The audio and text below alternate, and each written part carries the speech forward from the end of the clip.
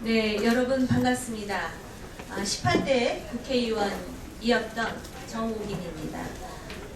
제가 새누리당 18대 국회의원으로서 서초 을지역의 출마를 위한 출마의 변은 이미 서면으로 여러분들께 보내드렸었습니다. 그리고 서초구에서 34년 연고가 있다라는 진부한 말씀을 드리는 자체가 민망하여 자세한 말씀을 드리지 않았었습니다. 그런데 그동안의 서초 을지역의 예비 후보로서의 저의 개인적인 소회와 입장, 그리고 국회의원 후보로서의 주요 공약을 밝히기 위해서 오늘 이 자리에 섰습니다. 새누리당은 보다 정확한 민심을 반영한 국민 눈높이 공천의 이름으로 공천의 주요 내용을 밝힌 바 있습니다.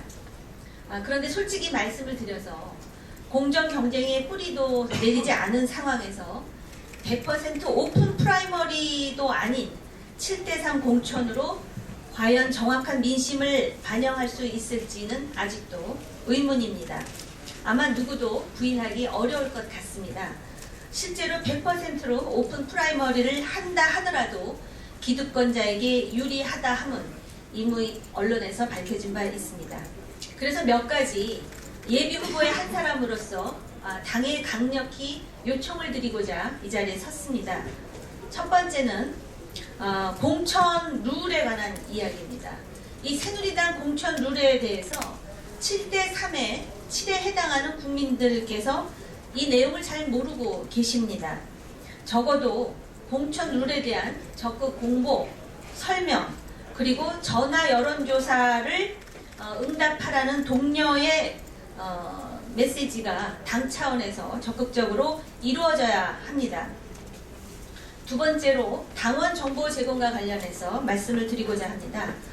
당원 정보 제공은 후보자 접수한 후에 요청 시 제공한다라고 되어 있습니다. 적어도 후보자 접수 후가 아닌 등록된 예비 후보에 대해서 당원을 공개하고 제공해 주어야만 가뜩이나 기울어진 운동장에 각도 편차를 줄일 수 있다는 것이 아마 제 개인적인 생각이 아닐 것입니다. 국회 바깥에 있는 많은 예비 후보들의 공통된 요망이라고 생각을 합니다. 다음 세 번째, 당내의 책임당원 모집과 관련해서 이미 언론에 여러 가지 구설과 의혹이 제기되었었습니다. 위장 전입이라든지 또는 당비 대리 납부라든지 여러 가지 문제점이 과연 말끔히 해소된 것인지 당 차원에서 먼저 확인해 주시기 바랍니다. 그래야만 국민에게 공천권을 돌려드리는 상향식 공천의 본 의미가 제대로 살 수 있다라고 생각을 합니다. 적어도 이번 총선이 19대 국회의원에 의한 19대 국회의원을 위한 이름뿐인 상향식 공천이 아니라면 제가 제기한 문제에 대한 책임있는 설명과 대책이 있으리라 기대합니다. 19대 국회에 대해서 동네 구석구석을 돌면서 많은 말씀을 들었습니다. 개혁의 발목을 잡으며 분열된 야당이나 진방 논란, 그리고 계파 갈등, 기득권에 매몰된 여당이나 국민들께 정치 불신만 키우고 있습니다. 민생고, 그리고 사회 불안, 국가 안보는 뒷전인 듯 합니다. 저 정우김은 국민과 국가를 위한 진국이 되고자 합니다. 그래서 오늘 지역의 구석구석을 돌면서 소통한 결과를 바탕으로 여러분들께 중요 공약 몇 가지를 소개해드리고자 합니다. 첫 번째, 국회의원 구조조정과 관련된 것입니다. 국회의원 정수 축소, 제가 입법 발의하겠습니다. 미국이나 일본과 같은 선진국보다도 우리나라의 국회의원의 수는 인구수 대비 더 많습니다. 그럼에도 불구하고 국회의 의정 기능은 형편없다라는 평가를 받고 있습니다. 이것은 과거에 허경영식의 어떤 국회의원 정수로 희화화되는 그런 부분이 아닙니다. 국민 감정을 넘어서 이제는 의정 효율화의 차원에서 진지하게 생각할 때가 되었다라고 생각합니다. 그래서 의정 효율성에 기초한 국회의원 구조 조정을 상향식으로 국회에서 먼저 이루기 위해서는 이것을 공약하는 국회의원 예비 후보자들의 수가 늘어나야 된다고 생각을 합니다.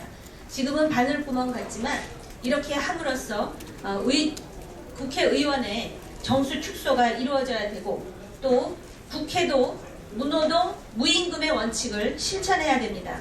아무리 기득권을 챙기는 국회라 하더라도 누군가가 먼저 시도한다면 나서서 거부하기 어려울 것입니다.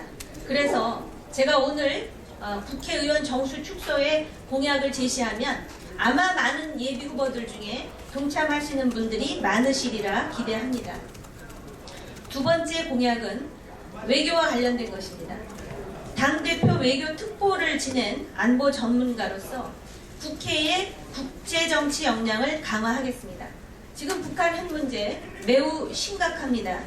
그래서 미국의 사드 배치는 말할 것도 없고 전술 핵무기 재배치와 같은 모든 선택의 문을 일단은 열어두어야 합니다. 국내 정치가 잘못되면 선거에서 패배할 뿐이지만 국제정치가 잘못되면 다 죽을 수 있습니다. 이것은 저의 주장이 아니라 미국의 케네디 대통령의 주장입니다. 우리 스스로는 비핵 원칙을 지켜야 합니다. 그러나 동맹국인 미국이 철저한 해구산 그리고 확장 억제를 보장할 수 있도록 외교적인 역량을 국회도 갖춰야 합니다. 세 번째로는 경부고속도로 일부 구간의 지하 문제에 대한 이야기입니다. 경부 간선도로의 지하화를 유연한 정치로 이루어내겠습니다. 경기 침체, 대한민국에서 가장 잘 사는 지역이라는 서초구 지역도 예외가 아닙니다. 자영업자, 소상공인들의 어려움은 말할 것도 없고 정치에 대한 불만, 경제에 대한 위기의식이 가중되고 있습니다.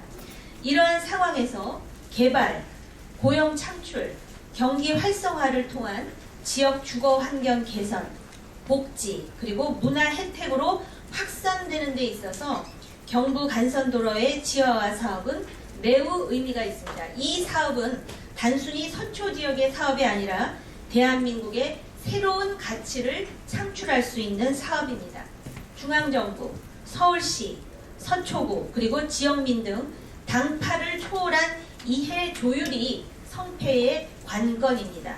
저는 문제 해결을 위한 타협, 실행의 미학을 실천하겠습니다. 제가 선도하겠습니다. 네 번째, 지역 현안에 대해서 간단하게 말씀을 드리겠습니다. 서초을 지역에도 묵은 현안들이 많습니다. 이제는 결과로서 보여드리겠습니다. 종상향, 그리고 강남역 일대의 상습 침수 해소, 또 예술의 전당 주변의 T벨트 문화 랜드마크 조성, 교통 체증, 보육, 교육, 선거 때마다 늘 나왔던 공약들입니다. 그리고 제대로 실행되지 않은 공약들입니다. 이 현안들 일거에 해결하겠다는 허언은 하지 않겠습니다. 시작이 반입니다. 시작하겠습니다. 주민과 함께 서초의 묵은 현안을 하나씩 걷어내겠습니다. 그래서 정호김 하면 할 말은 하고 한 말은 지키는 정치인으로 기억될 수 있도록 최선을 다하겠습니다. 경청해 주셔서 감사합니다.